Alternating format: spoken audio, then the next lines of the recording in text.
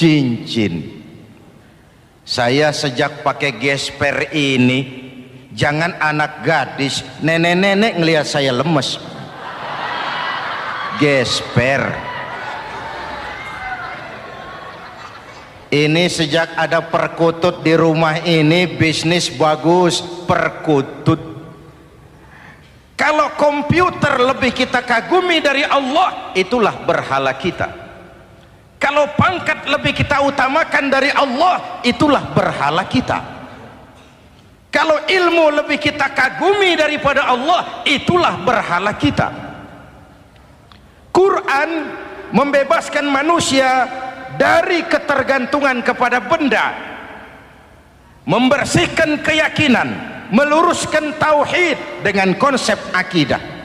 Lalu sisi yang kedua, syariat untuk mengatur kehidupan sesama manusia. Selama ini kalau mendengar syariat, yang terbayang oleh kita kan yang serem-serem, dan memang diopinikan sedemikian rupa. Padahal watak syariat itu pertama, al-musawat bainan nas fi takalifil ahkam. Ini watak syariat Islam.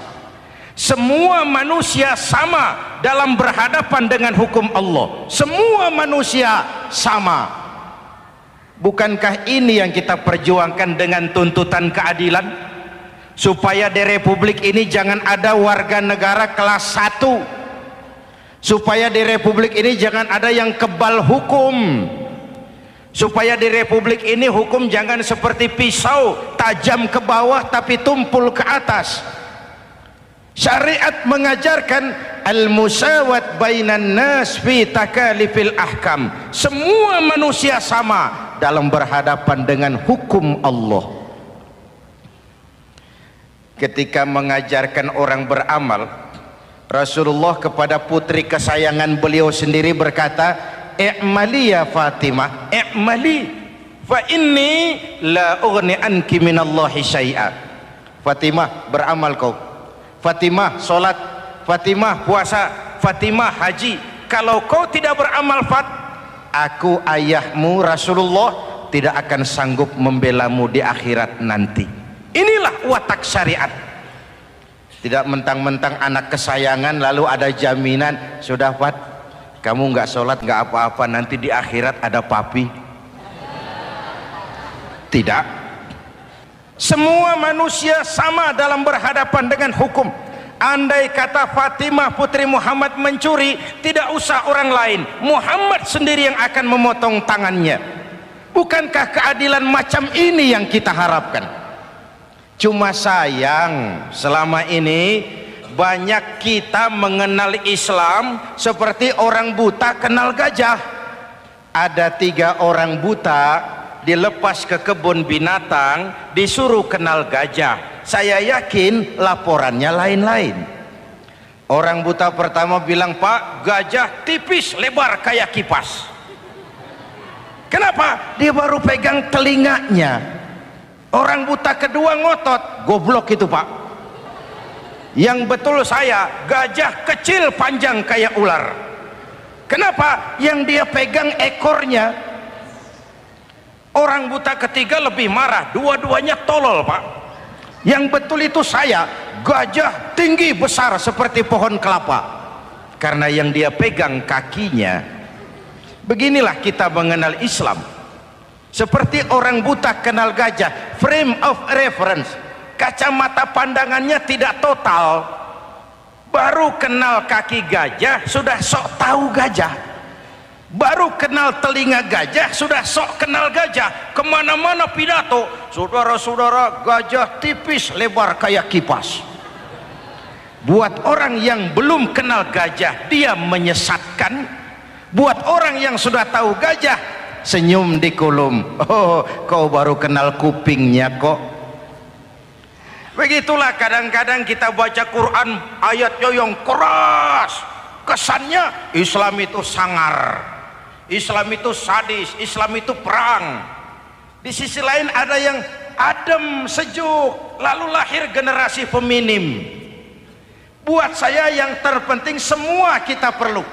Rasul mengajarkan la takun ratban fatuksara wala yabisan fatuksara. Jangan lemah nanti kau diinjak orang, tapi jangan keras nanti kau dipatahkan orang. Hadirin yang saya hormati, lalu syariat juga punya at-tadrij fit tasri', tahapan dalam melaksanakan syariat. Oleh karena itu Ramadan yang keagungannya ditandai dengan turunnya Al-Quran harus jadi momentum kembalinya kita kepada Al-Quran. Quran itu imam, kita ini makmum. Saya mau tanya, imam ikut makmum apa makmum ikut imam? Makmum ikut imam apa imam ikut makmum? Makmum ikut imam. Kalau Quran imam dan kita makmum, kita ikut Quran, jangan Quran diminta ikut kita.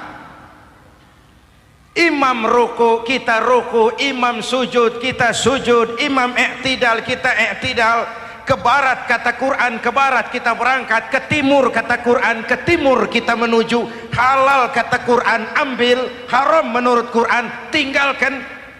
Kalau dia imam dan kita adalah makmum, mari berimam kepada Al-Quranul Karim. Yang kedua, keagungan Ramadan ditandai dengan perintah melaksanakan ibadah puasa.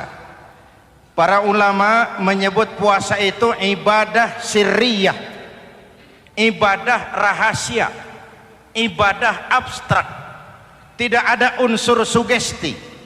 Kalau kita sholat orang lihat, kita sodakoh orang tahu, kita pergi haji satu kampung nganter, kita puasa cuma kita dan Allah. Pura-pura sholat ketahuan Pak, pura-pura sodakoh nggak bisa dong, apa yang disedekahin. Pura-pura haji kemana perginya? Tapi pura-pura puasa gampang, keluar rumah bibir lap yang kering, jalan lemesin dikit, ada angin miring, lemes amat puasa. Sirriyah, abstrak. Ibadah lain bisa dinilai, wah itu teman kita sodakohnya berani ya. Kok tahu kamu? Kelihatan dari jumlahnya. Itu sholatnya khusyuk ya. Kok ngerti kamu? Kelihatan dari geraknya. Tetangga sebelah itu rasa-rasanya hajinya mabrur ya. Kok ngerti kamu? Kelihatan dari tingkah lakunya setelah pulang haji. Kalau yang sebelah lagi itu haji tomat. Di Mekah tobat sampai kampung kumat. Ibadah lain kelihatan bisa dinilai, tapi puasa tidak bisa dinilai. Belum pernah saya dengar orang bilang teman kita puasanya mantap betul ya. Kok tahu kamu? Beludah terus. Nggak ada hubungannya. Oleh karena puasa ibadah sirri, ibadah abstrak, maka yang terbentuk dari ibadah ini pertama keikhlasan. Ini sikap hidup yang paling penting. Orang lain mau puji atau tidak bukan soal, orang lain mau dengar atau tidak bukan soal. Ini urusan saya dengan Allah. Dari ibadah sirri seperti ini terbentuk keikhlasan, dan itu penting.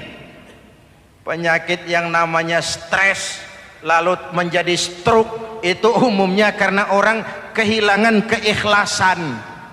Tetangga sebelahnya beli TV, dia demam, panas dingin. Temannya naik jabatan, dia masuk rumah sakit.